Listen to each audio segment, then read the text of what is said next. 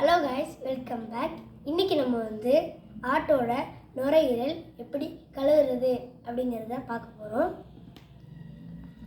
இதுதான் ஆட்டோட நுரையீரல். இது இதில் ஒரு தோல் மாதிரி இருக்கும், ஒரு லேயர். அந்த லேயரை நம்ம உரிக்கணும். இது எந்த வீடியோலையுமே சொல்லியிருக்க மாட்டாங்க, நம்ம தான் சொல்கிறோம். இந்த மாதிரி இதை உரிச்சிக்கணும். இப்படி விரிக்கிறனா இது ரொம்ப சாஃப்டாக இருக்காது, சவுக்குன்னு ஒரு மாதிரி இருக்கும். இதை உரிச்சிட்டோம்னா நம்மளுக்கு சாஃப்டாக இருக்கும். அதனால் இதை எல்லாருமே உரிச்சிருங்க. இது எந்த வீடியோலையும் சொல்ல மாட்டாங்க, நம்ம தான் சொல்லியிருக்கிறோம்.